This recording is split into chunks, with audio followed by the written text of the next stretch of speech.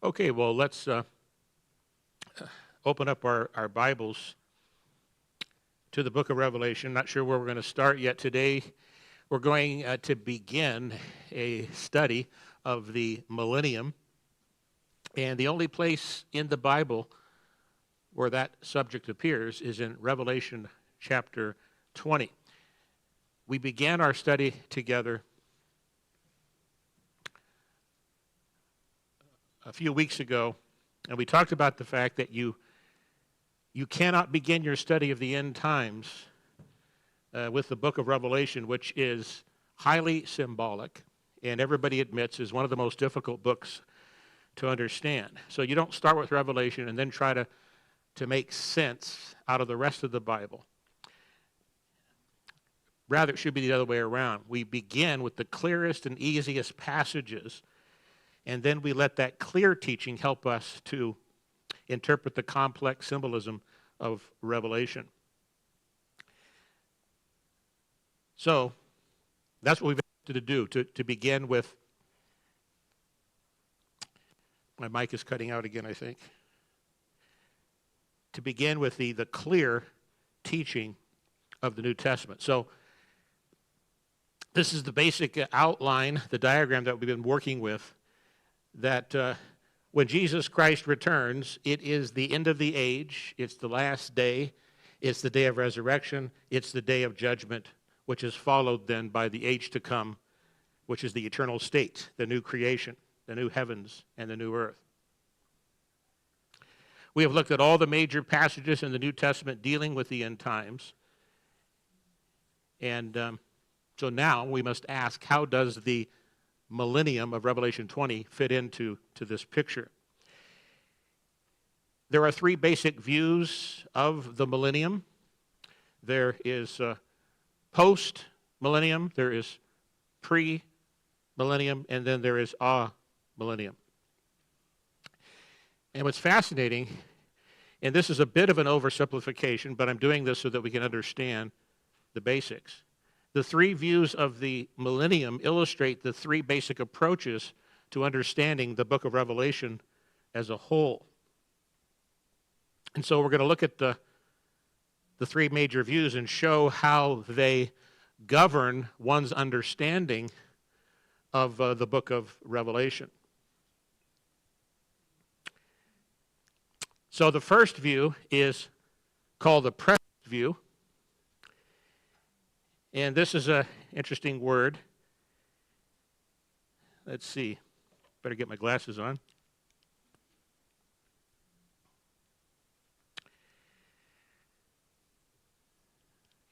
So the word preterist comes from a word that means that which is past.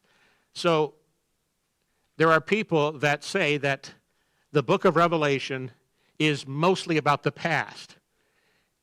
So here are the chapters of Revelation, 1 through 22, and those who hold to a preterist view say that most of Revelation has been fulfilled in the past, between 33 AD, which is when Jesus ascended into heaven, and 70 AD, which is the destruction of Jerusalem.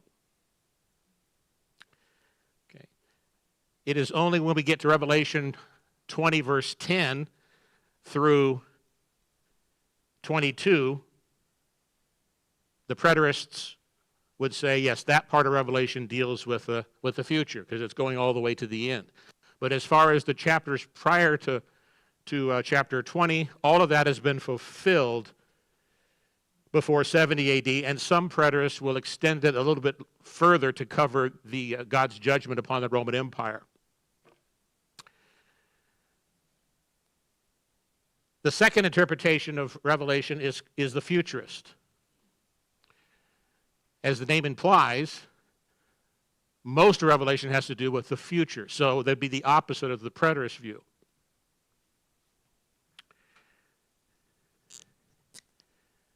So chapters 4 through 19, the first three chapters deal with the letters to the seven churches. So those were real historical churches. Everybody agrees those were real historical churches. There's some symbolism there, perhaps, that covers the entire church age, if I can use that term. But for the futurist, beginning in chapter 4, from 4 through 19, all of that pertains to the future. So it hasn't happened yet. It's going to begin to happen during the time when there's the great apostasy and the revelation of the man of sin or the Antichrist.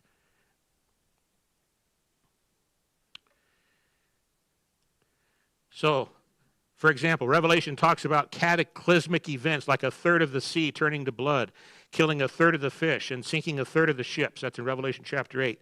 Nothing like that has ever happened in the world. Therefore, the events depicted in Revelation must still be future. So we're still looking for those things to happen.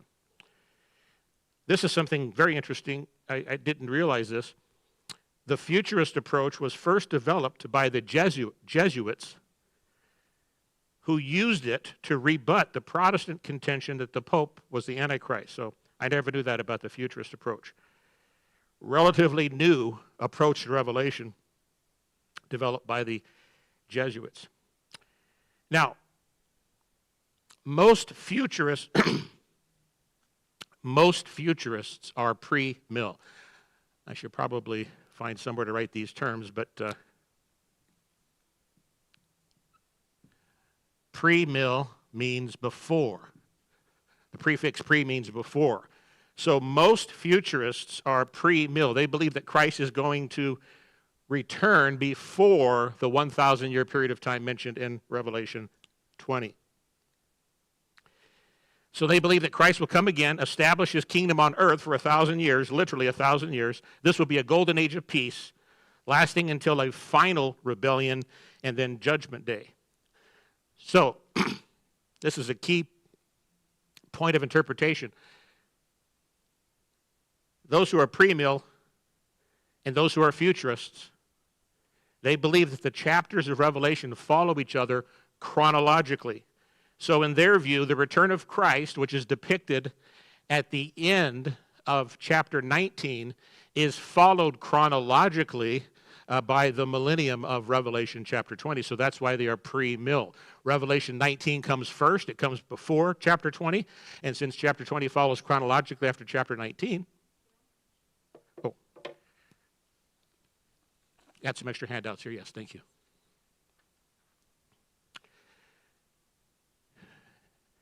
And so I would agree with him on this point. If Revelation 20 is supposed to follow chronologically after Revelation 19, and Revelation 19 does in fact appear to depict the return of Christ, well then we would have to say that according to the book of Revelation, we should be pre-mill. Christ returns prior to the millennium. But that's the point that needs to be proved. I'm not convinced, and I hope to show that today, I'm not convinced that Revelation 20 follows chronologically after Revelation 19. But it helps us to understand why pre-mills are pre-mills and why they're futurists as well. So they're waiting for all of this to happen. So I'll write pre-mill here. So you know that most futurists are pre-mill. I'm oversimplifying it just to make it easy to understand.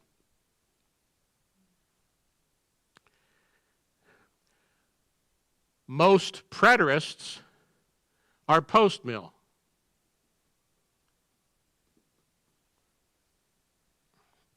Sorry for disappearing. Not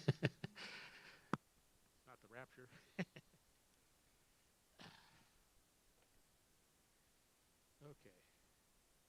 Maybe I didn't pray enough this morning. Okay, Dan can edit that out. Very good. So post, the prefix post means after. So those who are post-mill believe that Christ is going to return after the millennium. And by the way, those are the only two possible views as far as your broad major categories. There's only one of two possibilities. Either Jesus is going to return before the millennium, however we understand the millennium, or he's going to... You can't hear me? Okay. Jonathan, you want to check the sound? Maybe the mic fell and I adjusted the system.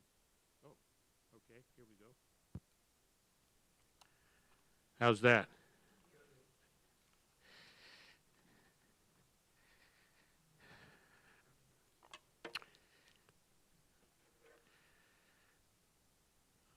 Okay. So if you think about it, there's only two possibilities in terms of major categories. However we understand this 1,000-year period called the millennium, and by the way, the word millennium means 1,000 years in Latin. That's the Latin word for 1,000 years. However we understand that period of time, Jesus is either going to return before that period of time, pre-millennium, or he's going to return after that period of time. There's nobody who thinks that he's going to return in the middle of the millennium, so there's no mid-millennium view. Now, under those two broad categories, you have differences. So those who would be under the pre-mill category, they have differences among themselves as far as the timing of things and which events are going to happen when and where.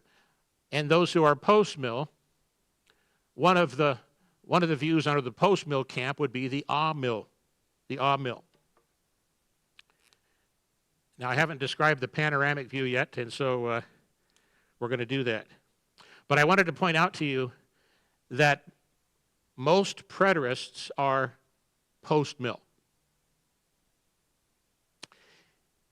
And why is that?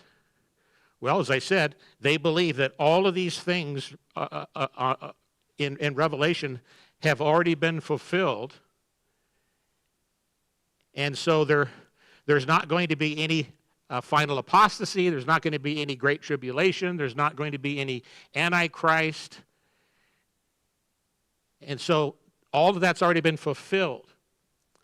And so the world's going to become better and better and better.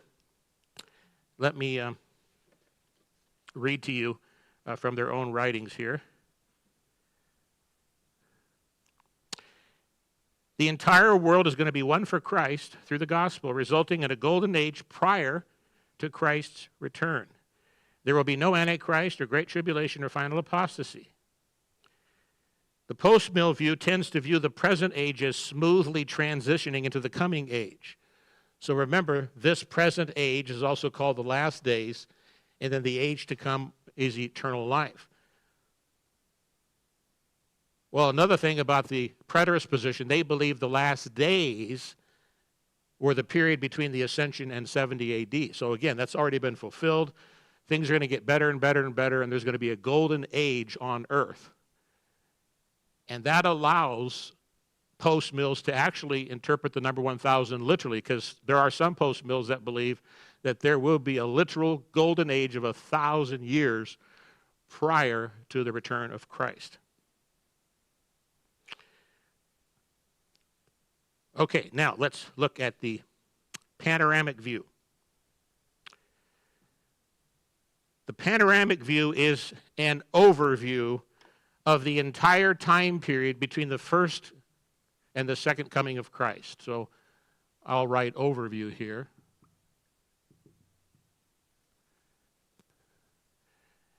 Today's lesson is an overview. So next week we will begin to study Revelation 20. We'll go verse by verse. But today it's an overview of the entire book of Revelation, because it's important to understand the entire book before we can understand chapter 20.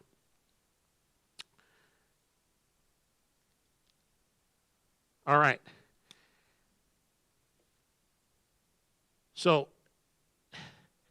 and most all mills hold to the panoramic view of Revelation. So let me explain this view of Revelation.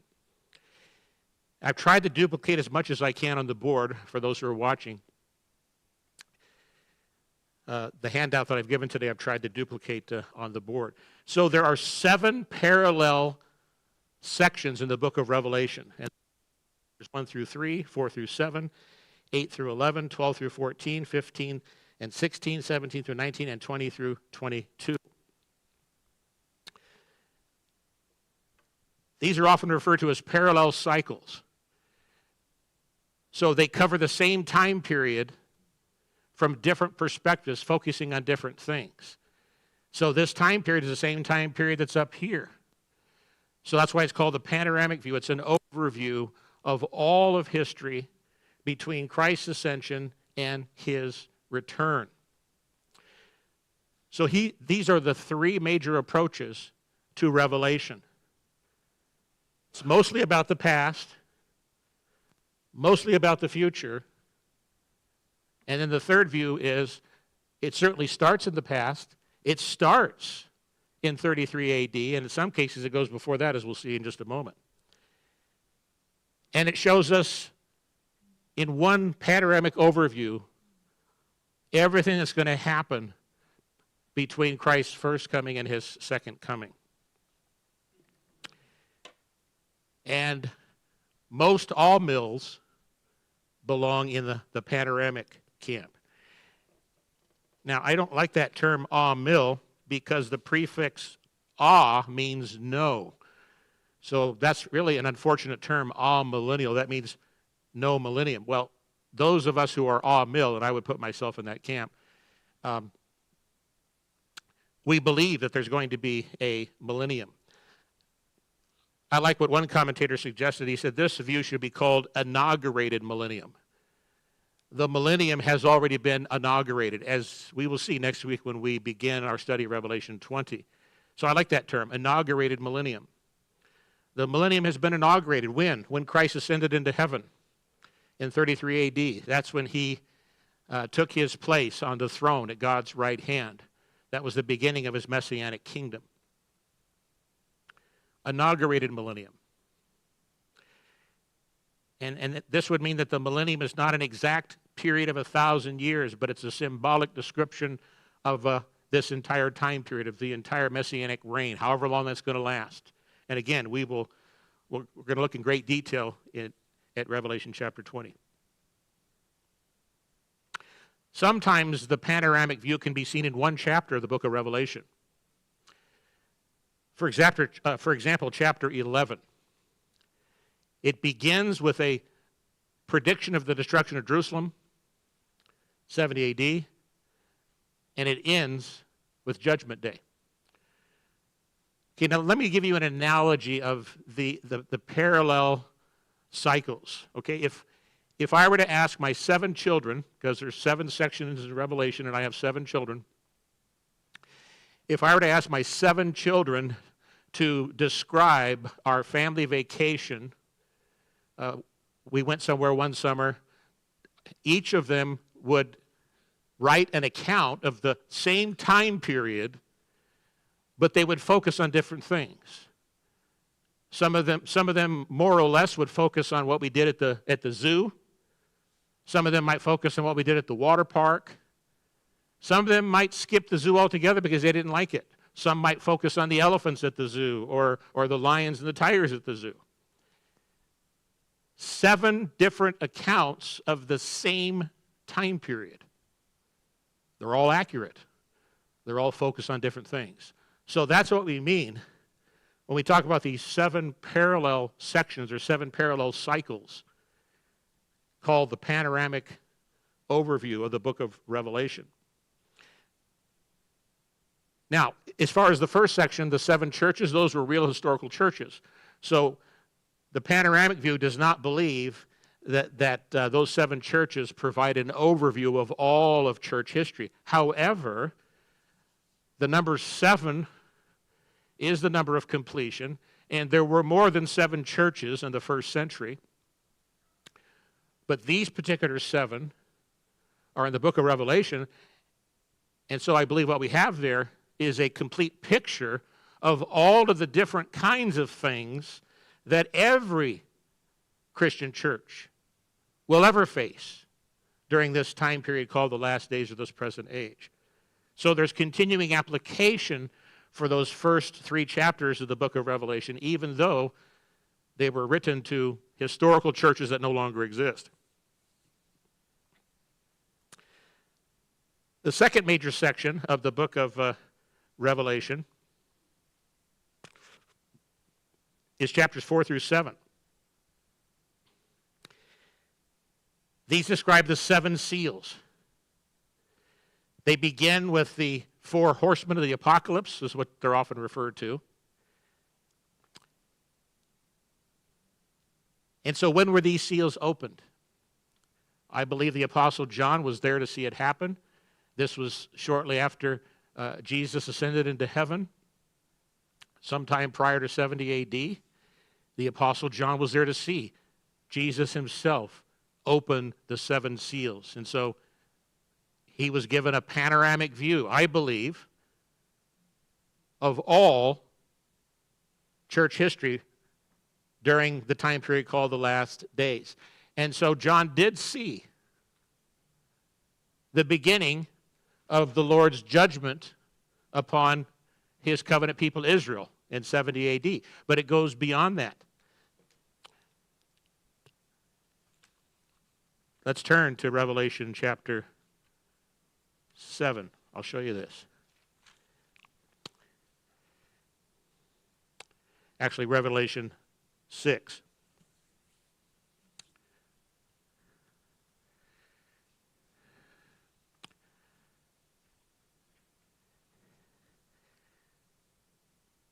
So towards the end of each of these seven major sections, you're going to see references to the Great Tribulation, to the revelation of the Antichrist or the final apostasy. And then that's, of course, followed by resurrection and the final judgment. So look at verse 12 of Revelation 6. I looked when he opened the sixth seal, and behold, there was a great earthquake, and the sun became black as sackcloth of hair, and the moon became like blood. And the stars of heaven fell to the earth as a fig tree drops its late figs when it is shaken by a mighty wind. Look at verse 14. Then the sky receded as a scroll when it is rolled up, and every mountain and island was moved out of its place. Now, an event like that can only happen once. Okay, and I'm going to show you later on in the book of Revelation, there's another verse that talks about every mountain being removed out of its place. Verse 15, and the kings of the earth, the great men, the rich men, the commanders, the mighty men, every slave, every free man, hid themselves in the caves and in the rocks of the mountains, and said to the mountains and rocks, fall on us and hide us from the face of him who sits on the throne and from the wrath of the Lamb. For the great day of his wrath has come, and who is able to stand? So look, I've wrote day of wrath over here. Panoramic view from Christ's ascension all the way to Judgment Day, his return, day of wrath. And then in Revelation 7, once again, there's kind of like a panoramic view of this entire time period. It begins with the 144,000. It begins with, I believe, the Lord saving the elect remnant of Jews prior to his judgment upon the Jewish people in 70 AD. But then it looks beyond that. It looks ahead to the Great Tribulation. Remember, we talked about the fact that there's always going to be tribulation. There's always going to be these earthquakes and pestilences and so forth, but all those things are going to intensify as we get closer to the end, especially when the man of sin is going to be revealed. So look what we have in Revelation chapter 7. Verse 14, and I said to him, sir, you know. So he said to me, these are the ones who come out of the great tribulation and washed their robes and made them white in the blood of the Lamb. Therefore they are before the throne of God and serve him day and night in his temple, and he who sits on the throne will dwell among them.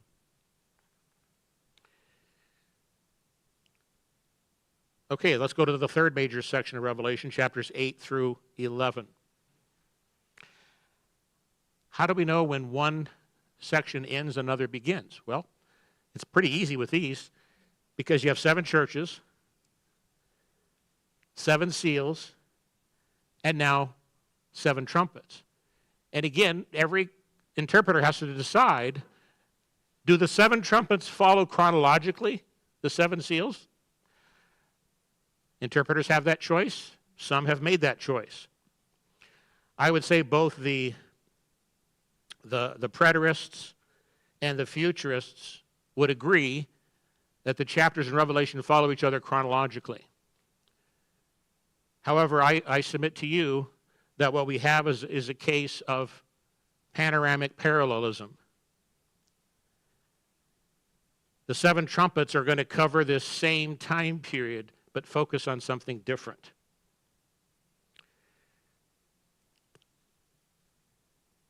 Here are the order of the trumpets.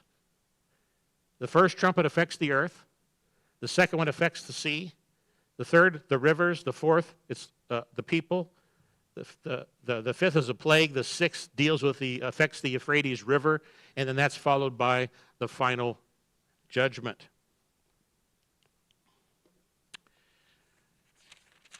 Let's turn to Revelation 11.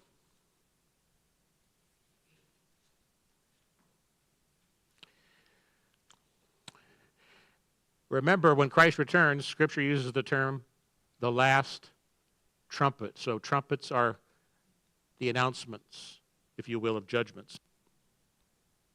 Revelation 11. Verse 16. And the 24 elders who sat before God on their thrones fell on their faces and worshiped God, saying, We give you thanks, O Lord God Almighty, the one who is, and who was, and who is to come, because you have taken your great power and reigned. The nations were angry, and your wrath has come, and the time of the dead that they should be judged, and that you should reward your servants, the prophets and the saints, and those who fear your name, small and great, and should destroy those who destroy the earth. So what do we have at the end of the 7 trumpets? We have the final judgment. We have the end of the world. Time to reward the righteous and punish the wicked.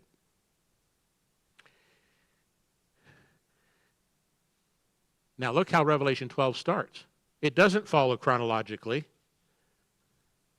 Look where Revelation 12 starts. This is the beginning of a new section, and look how far back it goes. It goes back even further than 33 AD. It goes to the incarnation. This is all symbolic language. I think we can understand this, the woman, the child, and the dragon. Now a great sign appeared in heaven, a woman clothed with the sun, with the moon under her feet, and on her head a garland of 12 stars. That language was used in the Old Testament to refer to Israel. Then being with child, she cried out in labor and in pain to give birth.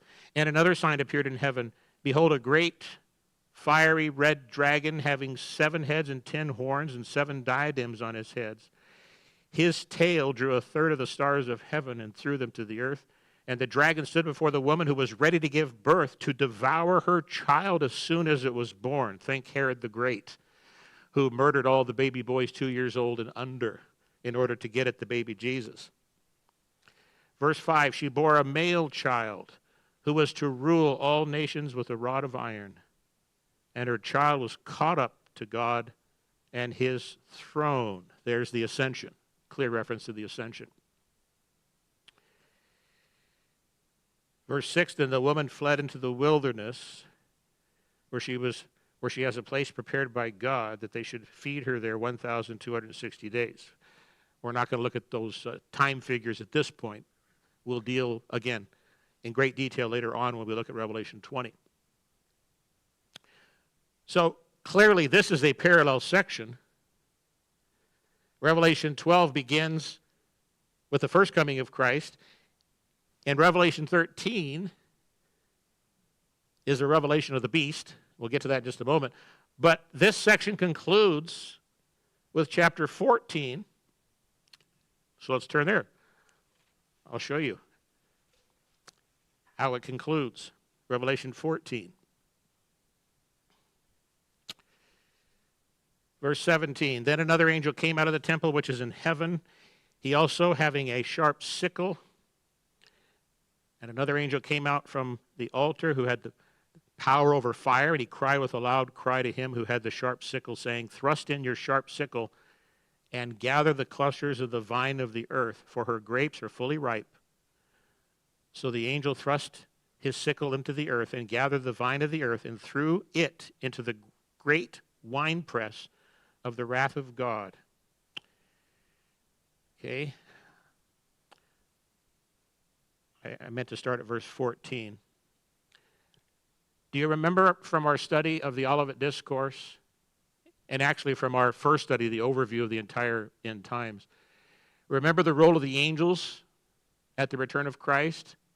He's going to send his angels, and what are they going to do? They're going to do two things. They're going to gather the elect from the four corners of the earth, and then they're going to cast the wicked into everlasting fire.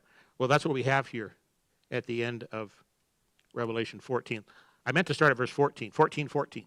Then I looked, and behold, a white cloud, and on the cloud sat one like the Son of Man, having on his head a golden crown, and in his hand a sharp sickle.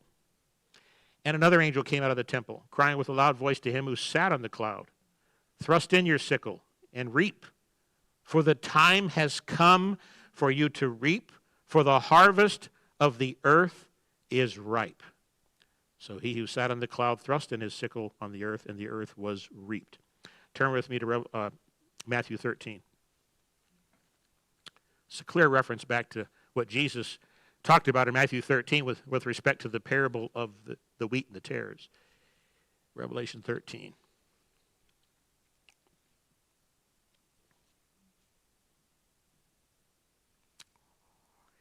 The disciples wanted an explanation of this parable, and so Jesus gives it to them. In verse 36, they say, "Explain to us the parable of the tares of the field." Matthew 13, verse 37, he answered and said to them, "He who sows the good seed is the Son of Man. The field is the world, the good seeds are the sons of the kingdom, but the tares are the sons of the wicked one. The enemy who sowed them is the devil. The harvest is the end of the age, and the reapers are the angels." Notice the harvest is the end of the age. Verse 40, "Therefore, as the tares are gathered and burned in the fire, so it will be at the end of this age. The Son of Man will send out his angels, and they will gather out of his kingdom all things that offend and those who practice lawlessness, and will cast them to the furnace of fire. There will be wailing and gnashing of teeth. Then the righteous will shine forth as the sun in the kingdom of their Father." Okay, back to Revelation 14.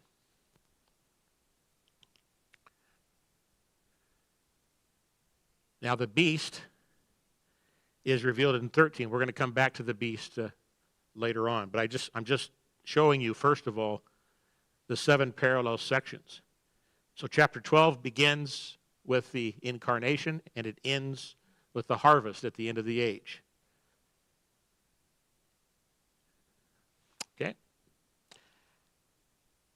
Chapters 15 and 16, we have the beginning of a new section, because now we're talking about 7 bowls. We had 7 seals, 7 trumpets, and now 7 bowls.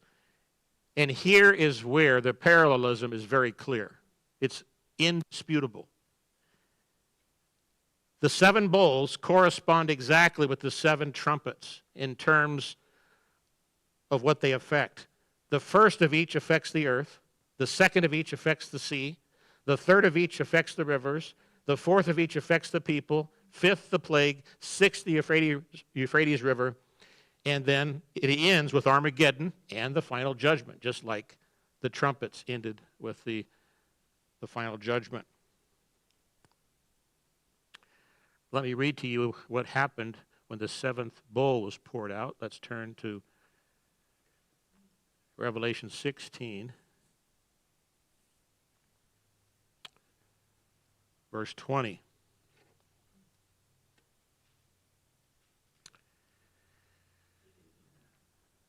Okay, so in Revelation 16, verse 17 says, "Then the angel poured out his bowl."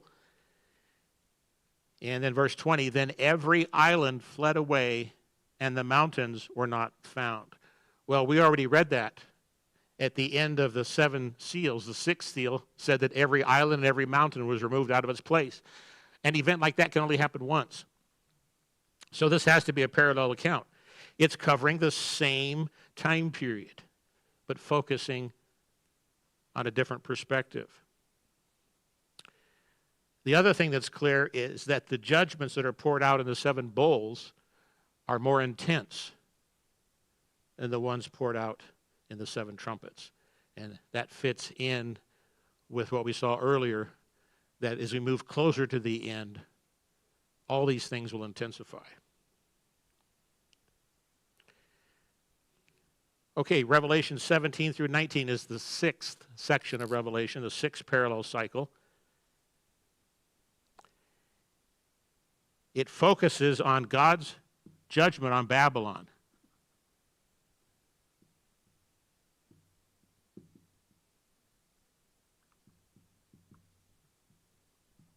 God's judgment on Babylon. And if you look at Revelation 18, verse 2, it's going to talk about the fall of Babylon. Babylon the great is fallen, is fallen. Babylon is fallen. This is a common feature of prophecy, especially in the Old Testament, where the Lord speaks of the future as if it's already happened. Because from God's perspective, it's sure to happen, and so nothing's going to prevent it. So God can speak of the future in the past tense or in the present tense as if it's already happened. Babylon is fallen. Now, this is not the first time in Revelation that we've come across a reference to the fall of Babylon. Go back to chapter 14.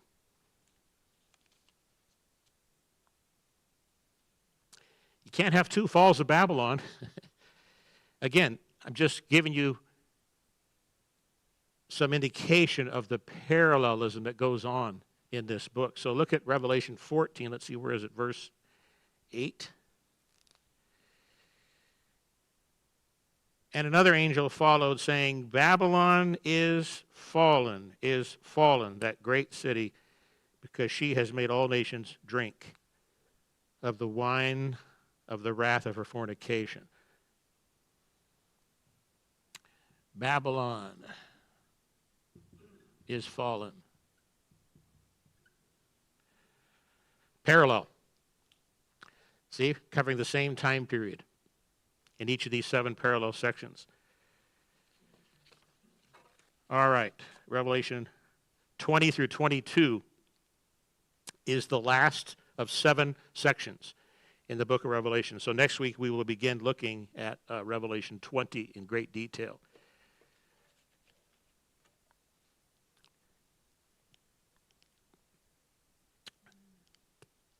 As we'll see next week, Revelation 20 begins with the binding of Satan. Jesus bound Satan when he was on earth on a number of occasions. And remember, every time he cast out a demon, he would describe that as you have to bind the strong man before you can plunder his goods. But the official binding of Satan marks the beginning of the millennium, and that happened in 33 AD. We'll look at that next week. I'm just giving you the overview right now. So Revelation 20 is really the chapter that covers this same time period from Christ's ascension all the way to his return, because Revelation 21 and 22 are looking beyond the final judgment to the new creation. But it all fits together, doesn't it?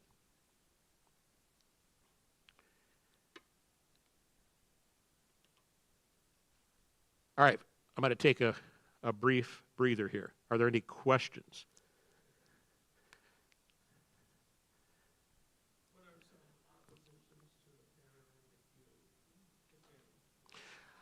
I'll address that question next week. Yeah.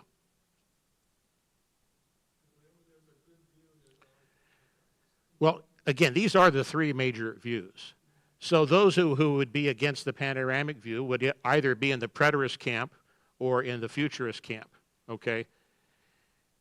And so just to answer your question briefly, the futurist would say, well, a third of the sea has not been poisoned. A third of the fish in the sea haven't died. So that's still to happen. But the panoramic view would say, well, we're looking at it from a long period of time, because these are judgments that are happening continually all throughout history. Yeah, that would be one response. Yeah. And the preterist would say that that the sea there is the Mediterranean Sea. And so all of this is talking about God's judgment upon the Jerusalem and the Roman Empire. Last week you talked about the man of lawlessness. I was thinking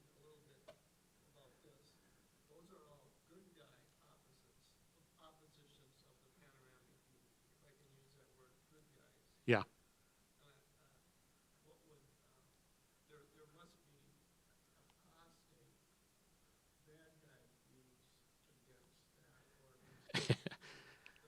Well, we'll look at a multiple. We will look at multiple different interpretations when we look at Revelation 20. Yeah.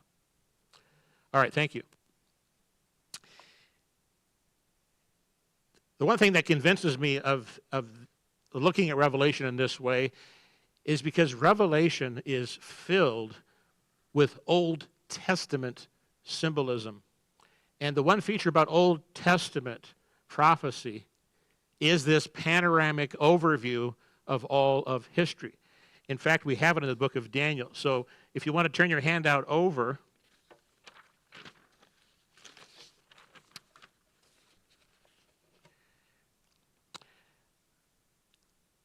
I put in parallel columns Daniel 2, Daniel 7, and Revelation 13.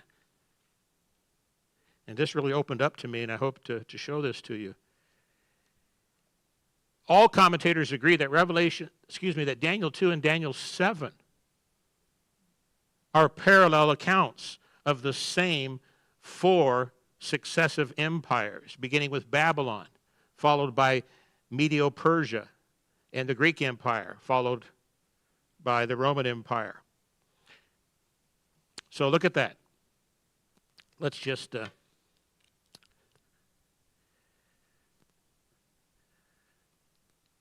let's read Daniel 2:37 through 45. I have it printed there on your handout. You, O king, are a king of kings. You are this head of gold. But after you shall arise another kingdom inferior to yours. So the chest and arms are made of silver, which is inferior to gold. Then another, a third kingdom of bronze, which shall rule over all the earth. And the fourth kingdom shall be as strong as iron, inasmuch as iron breaks in pieces and shatters everything. And like iron that crushes, that kingdom will break in pieces and crush all the others. And in the days of these kings, the God of heaven will set up a kingdom which shall never be destroyed. That, of course, would be the Messianic kingdom. So look, I've written that paragraph under Daniel 2. These four empires represented Gentile world dominion. It was in the days of the last of the four that the kingdom of Messiah was set up. While distinct, these four kingdoms were also, in a sense, one. Medo-Persia conquered and incorporated Babylon. Greece did the same to Medo-Persia. And while Rome never conquered all of Alexander's empire, she did conquer much of it. And the extent of the Roman Empire was far greater and more worldwide than any of the others. Now look at Daniel 7. This is a parallel treatment of the same four successive empires, but instead of comparing them to metals, they're compared to animals. So Babylon is compared to a lion. Medo-Persia compared to a bear. The Greek Empire compared to a leper. The Roman Empire is nondescript. It's not compared to any animal. Why is that? It's because the fourth empire, the fourth kingdom, is different from all the others. This is the one that will continue to exist all the way until the end.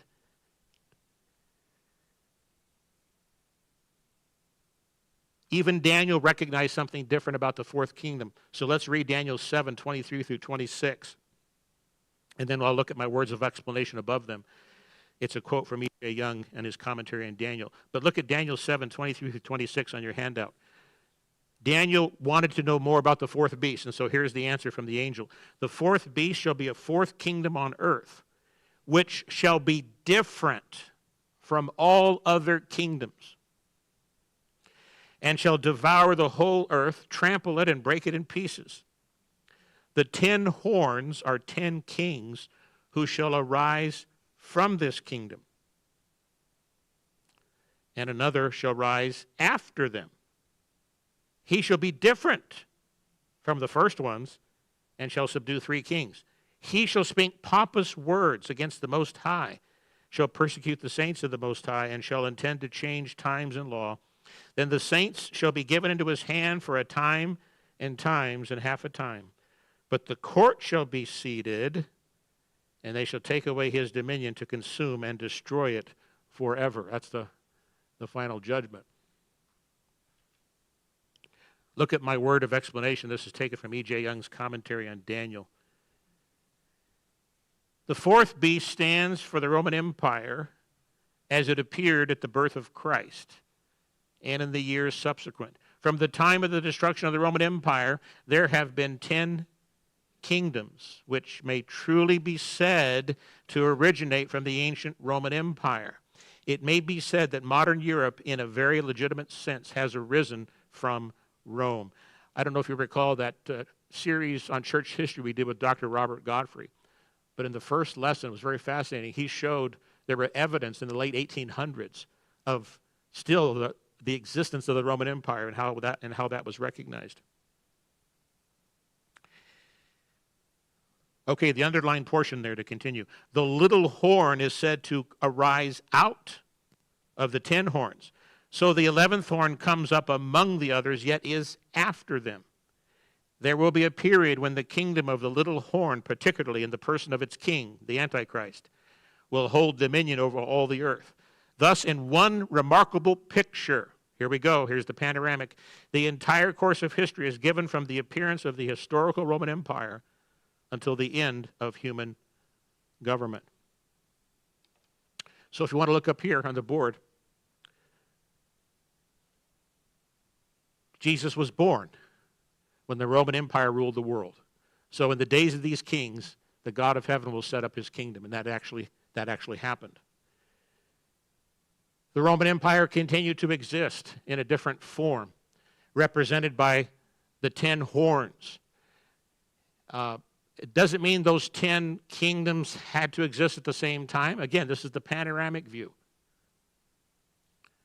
But maybe they do exist in some form, and there's a cohesion there that we don't understand. It would be, I don't think it'd be very helpful to try to identify those 10 kingdoms that continue the existence of this fourth kingdom, this beast, which is different from all the others.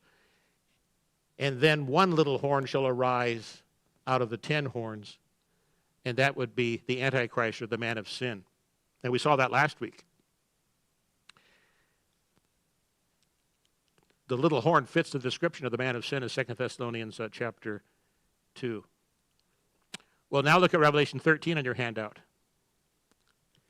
How is the beast of Revelation 13 described? Well, let's look at it. Revelation 13. Then I stood on the sand of the sea, and I saw a beast rise up out of the sea, having 7 heads and 10 horns, and on his horns 10 crowns, and on his head a blasphemous name. Look at verse 2. Now the beast which I saw was like a leopard. His feet were like the feet of a bear, and his mouth like the mouth of a lion. So the beast is like a lion, a bear, and a leopard. Look at Daniel 7. There's no animal that describes the fourth kingdom. See that? Because this is different than all the others. Now, you could read through the rest of Revelation 20. In fact, let's just look at that. The dragon gave him his power, his throne, and great authority. Verse 6, and he opened his mouth in blasphemy against God, to blaspheme his name, his tabernacle, and those who dwell in heaven. It was granted to him to make war with the saints and to overcome them. Then I saw another beast coming up out of the earth, and he had 2 horns like a lamb and spoke like a dragon, and he exercises all the authority of the first beast in his presence, and causes the earth and those who dwell in it to worship the first beast whose deadly wound was healed. Now, obviously we can't explain all the details there, but look how this fits the panoramic view that we've seen so far. There's 2 beasts being described here. The first one is the empire. This is the one that has the 7 heads and the 10 horns. And all Bible scholars recognize that this is a reference to the actual Roman Empire of John's day. But remember, this beast is different from all the others. Verse 11, then I saw another beast. I submit to you, this is the little horn. This is the one that's going to arise out of this kingdom that Daniel described in Daniel chapter 7. Look at verse 13. Here's the second beast. He performs great signs, so that he even makes fire come down from heaven on the earth in the sight of men. Verse 15, he was granted power to give breath to the image of the beast, that the image of the beast should both speak and cause as many as would not worship the image of the beast to be killed. He causes all, both small and great, rich and poor, free and slave, to receive a mark on their right hand or on their foreheads, and that no one may buy or sell except one who has the mark or the name of the beast or the number of his name. His number, of course, is 666. I'm not going to have a detailed study on that, obviously, today. We'll see how much time we have when we look at Revelation 20 to talk about those things. But look at look at 2 Thessalonians 2, verse 9 at the bottom of your handout there. We looked at this last week. The coming of the lawless one is according to the working of Satan with all power, signs, and lying wonders. So it fits together. So this is what convinces me that the panoramic view is the biblical view. It's not perfect. We don't have perfect understanding of these things. But this makes sense to me, and I hope it makes sense to you, and I hope I did a decent job explaining it to you.